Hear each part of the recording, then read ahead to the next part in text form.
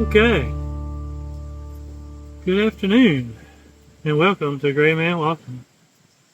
Today I want to go through my pack the way it was at the end of my through hike of the AT and just go over how everything did, what it was, what it cost. So I got my notes here with me. We're going to start on the outside of the pack, and one of the first things I had was a pair of these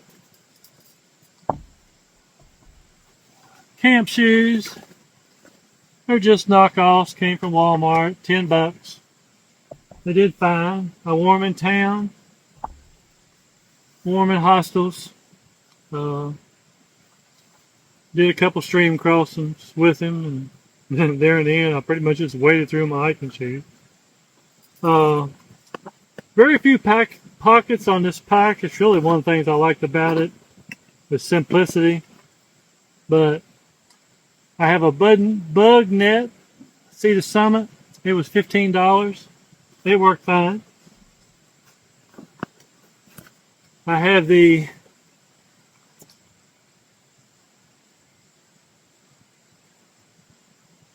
Deuce 2 trowel. It was 16 bucks. You know, pretty simple, light, but it worked fine.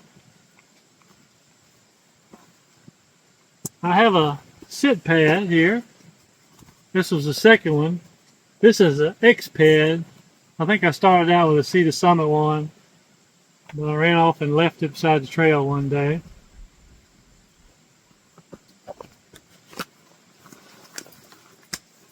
Alright, on this side, I've got all of my spreader poles for my hammock and my tarp.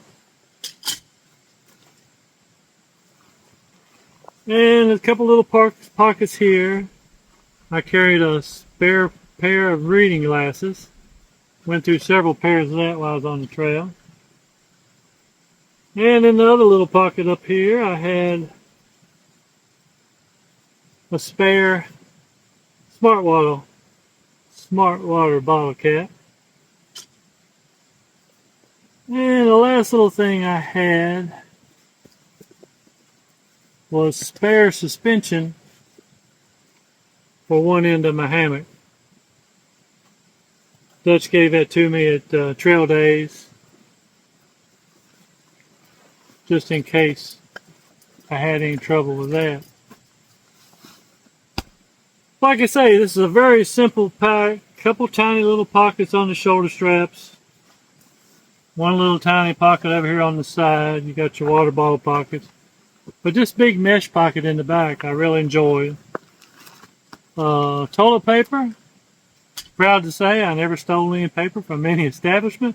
I bought all my toilet paper and carried it with me. I've got the Katadyn 0.6 liter Be-Free water filter. I actually bought 3 of those. They were $40 a piece. The first one lasted me all the way to Vermont, and then when Slider came out, I bought a new one, had it delivered to her house. She brought it, and then I went ahead and bought another one that Brewer brought to me. That tannin water up north seemed to stop those things up quicker than anything. But you know, the first one lasted me until Vermont, so I thought that was pretty good. All right, in my mesh pocket also, I kept my Tokes pot. It was 23 bucks, 750 milliliter. No issues with that.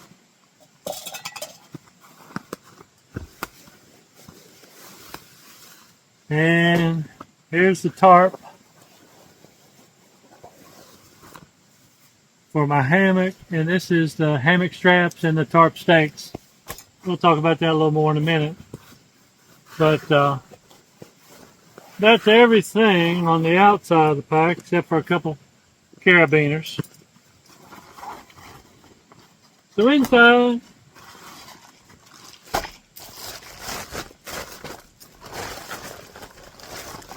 I had just a little ditty bag with some vitamin A, some sunscreen that I never did use. There's some Element packets and some Sea to Summit Wilderness Wash. This is a neat little bowl. It's Fossil's snap bowl. It lays flat, but then you can snap it together. That worked pretty good. I put hot water right in it, didn't seem to have a problem. I've got a Sea to Summit spoon, pretty long spoon. It was 15 bucks. Pocket Rocket 2 stove. It was 50 bucks. It worked fine, no problems. Bic lighter, depends on where you get them, couple bucks. I could have made the whole trip on one lighter, but when I was at the Notch Hospital, I loaned it to someone to light candles on a cake. Never got it back. And then this is my bear hanging rope. It is Lawson Ultra Glide 2.3 millimeter. And 50 feet of it was about $16. I probably went through 4 of these the times I got them hung up in a tree and couldn't get them down. But yeah, probably went through about 4 of those. And this is my food bag from Hilltop Packs. It was $45. It's the large size. I didn't have any trouble with it. It's in pretty bad shape now because I had to tear it off the tree one time when I got stuck up in there. But nothing that they did. Alright. After my food, this was on top of my pack. My clothes bag was usually next. And these are the extra clothes that I had with me at the end. I always carried a microfiber cloth in here. I carried one in my Tokes pot that insulated my fuel. And then I carried another one of these in my pocket at all times to wipe off my water bottles and wipe my nose if I had to. These are about $1 a piece. I usually had three on me at all times. I had 3 pair of darn tough socks. They're about $25 a pair. Had no issue with the socks. I didn't wear any out. So didn't have to trade any. So there's the 3 pair of the socks. Plus I had a pair on me. This is my Smart Wool base layer top. I carried it the whole way. Used it mostly for sleeping in. Alright, I also had 3 pair of the Injinji sock liners. I did go through a couple pair of these. I'd wear the toes out since they're thinner. But they were about $15 a piece. And but I really liked them. I didn't have any trouble with blisters. I just had trouble with my toes. Now these are my Smart Wool bottoms. I'll go ahead and give you the price on that top. The top was $90. The bottom is $115. I had sent these back at some point, sent them home at one point, but I did get them back when Brewer came. The last little bit was a little chilly. Thought I might need them, and I actually did use them once, twice. These are Biore shorts. These are my town clothes. I use them a lot, towns, hostels. Glad I had them with me. And this is kind of the shirt that goes with it. It's also Viore. It's the Strato T. The shorts were $68 and the t-shirt was $54. And then I had two pair of ex officio briefs. Had one pair on, one pair in the bag. They were $32 a pair. And I don't have them out here with me, but what I had on when I was doing this, I had the pants were LL Bean. They were the Cresta zip-off hiking pants. I used 3 pair of those, not because they wore out, because my waist kept getting thinner and thinner. Started out with a 38, then went to a 36, then went to a 34. By the end, I could have wore a 32. But I did have 3 pair of those, but only because my waist was shrinking. The top that I had was a Outdoor Resource Echo quarter zip. It was $69. Later on, I did buy just the pullover version. I did that in Lincoln, New Hampshire. It was around $50. The shirts wore well, they did good, but they sure held the smell. Most of the time, shirts smelled worse than I did.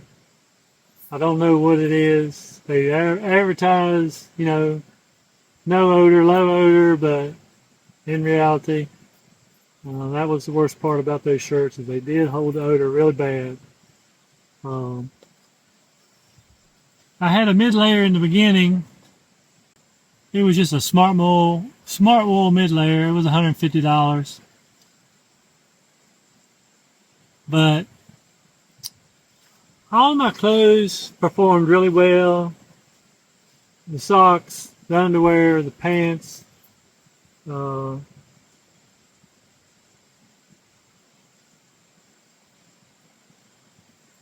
We didn't take any care of washing them. We washed them in hot water, cold water, dried them. Never really followed the directions, but all the clothing held up well.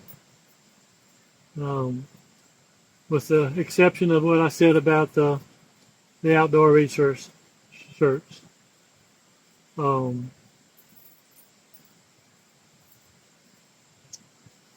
right, let's dig a little deeper. Usually underneath my clothes bag was my bag of electronics. I always wore my headlamp around my neck. That's where I stored it. But in my electronics bag, I've got 2 Nitecore 10,000 battery banks. I started out with 1, but as the days got longer and I stretched out the miles, 1 wasn't enough. I was trying to stay out, up to 6 days at a time, depending on towns and things, but that was kind of my max, was 6 days. And it got to be where I couldn't make the 6 days with 1, so I had to get another one. But the battery packs were $54 each. The headlamp is a Nitecore NU 25 ultralight. It was $35. This thing, I didn't night hike much, really any at all. We started out early a couple mornings where we used it, but this thing, I never even came close to running it out of juice. Whenever I went to recharge it, it was always topped off really quickly. 2 battery banks, and I had a cord for my watch and 3 other cords. I got a fast charging block from Amazon. I think it was $35. It did a really good job. Normally I would, when I came into town, when I got into my room or hostel or whatever, I would charge my phone while I was taking a shower, and then I would come back out and start working on my videos. I would plug everything else in. So I could charge 4 items there at once, and that was pretty convenient.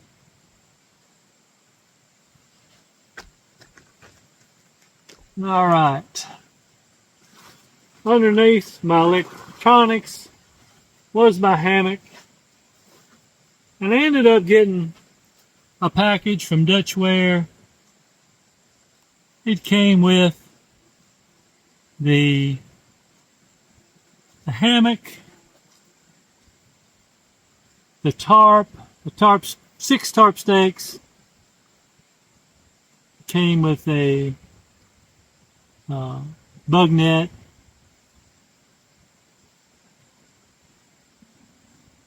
and the spreader poles. There was 2 poles for the tarp. There was also 2 poles for the hammock, or 4 that made into 2 for the hammock. Optionally, I also purchased a top cover for my hammock and a little head organizer where I could stuff little things like my phone inside above my head in the hammock at night.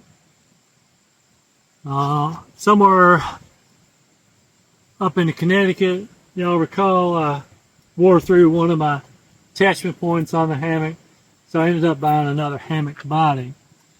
The package for the hammock and tarp setup was $504. The top cover was $74. The organizer was $21. That second hammock body I bought was $179. So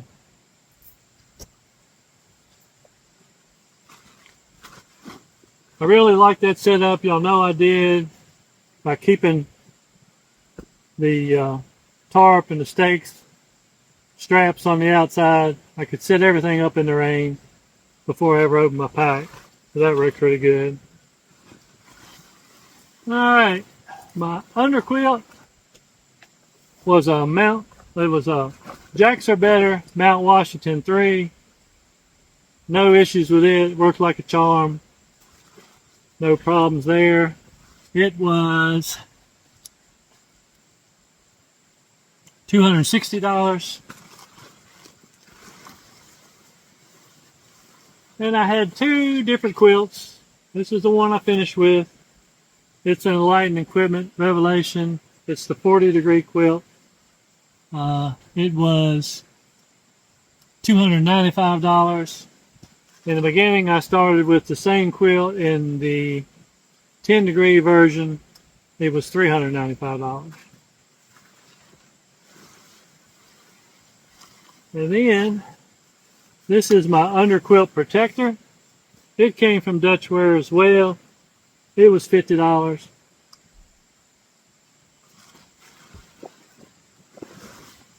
And this is my pillow. It is a Cedar Summit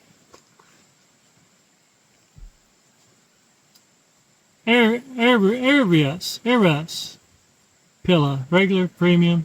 It was $55. No problems with this. It's got a nice little fuzzy side, but it held air, never leaked down. Worked absolutely perfectly. And this is what I used for a puffy jacket. It was the Enlightened Equipment Torrid jacket, $200. And here at the end, pretty much in the bottom of my bag, I had my Marmot pre-sip rain jacket. It was $120. And truthfully, this didn't keep you dry at all. But what it did, if it was raining and it was cold, it would keep you warmer. You'd be wet, but you'd be warmer. So I did use it early. I did use it 1 or 2 times late in the trip. In the middle of it, really didn't use it all. If it just rained, I just let it rain on me. And in the pack itself, I had everything that was underneath my food bag was in this trash compactor bag. Pack's supposed to be waterproof, but that was my redundancy. Never got anything wet. Let me look down through here, see if I've missed anything. We'll say that also the things that I wore, I had the Home Preferred sun hat. Y'all saw my signature look there. I wore that hat the whole way. Washed it a couple times. It did fine. I started out with Keens. I can't remember if they were Targhee 2 or the Targhee 4. I wore those for 275 miles. So they were $150. And they did fine. I switched them out in Hot Springs, North Carolina for the Topo Ultra Venture 3. I went through 4 pair of those. I tried to switch them out about every 500 miles. They were $150 a piece. There was $600 worth of Topos that I used. My trekking poles were the Black Diamond Pursuit Shock. I went through 2 sets of those because I broke one in half in Pennsylvania. But no issues with those poles. I did have the ThermoWorks zipper pull thermometer. I just had it around the side of my pack where if I put that pack on first thing in the morning, I never want to take it back off to read the thermometer. But I did that so I could give y'all an update every day. Alright, a couple things that were not in my pack at the end that I used at the beginning. I had the enlightened equipment toward booties for my feet. They were $70. First night I tried putting an extra pair of socks on my feet. They just seemed too constricting, so I never tried that again. Whenever it's cold enough, I use the booties. And in the middle of they stayed at home until I called. I thought I might get them at the end, but I didn't. And I also had the Marmot Precept rain pants. They went home pretty early. Same thing as a jacket. Get wet. And I just felt like it's carrying extra weight. And a whole lot of people never go very far with the rain pants. I'm filming this today, and I filmed everything on my Galaxy S24 Plus phone. It was brand new the night before I started towards Georgia. So y'all know what it does. People commenting on how well it stabilized things. And that's all the phone. Doesn't have anything to do with me. I did also have this Coros watch. That's what I check my miles with every day. That's where I got my elevation info. It's the Apex 2 Pro, and it was about $350. I would only have to charge it about every 4th day when I was using it. When you're pinging the GPS, it eats up the battery pretty good. Just right here in regular life, you charge it every couple of weeks. Alright, the pack itself, light AF. It is 45 liters. You can tell it's really simple. It does have a pocket on the bottom. I used to carry the rain pants down here. Pocket big enough to hold 2 water bottles on each side. This right here is where I carried my spreader poles and things for the tarp setup in the hammock. If I ever needed to pack my trekking poles, I could fit those in there as well. Like I say, on this side, I just carried a trowel, a couple little incidentals. What I really liked it, just basically is this one big tube. So I just put things in the opposite direction of what I needed them. I bought this at Trail Days the year before I started my hike. Got Chris to measure me his own self. I went back Trail Days this year and had him check me out. And I went from that size 38 all the way to a 32, and I still I still had enough adjustment to keep it tight. It was right there at the limit there at the end, but pretty good with a belt that's sewn on that you could go from 38 to 32. So this pack was about $425. All right. See if I'm forgetting anything now. Oh, I did have an Atom Pack fanny pack. It worked fine too. I wished I'd had one a little bigger. That was my doings, not theirs. But and the other thing, I did try two different pair of expensive gloves. They didn't work out at all. I ditched them really quick. Ended up getting me some old cotton gloves, kind I used to wear at work, and for those cold mornings. If they got wet, I'd wear them till they dried out. But the gloves were a failure. The raincoat and rain pants are the mixed bag.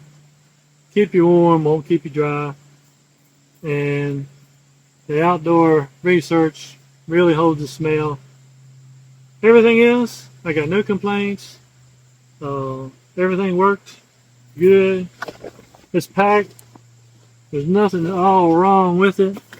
There's a little bit of threads pull here on the bottom of the, I don't know if you can see that, the bottom of the outside pocket, but that's just from all the butt scooting we had to do at the end of this journey.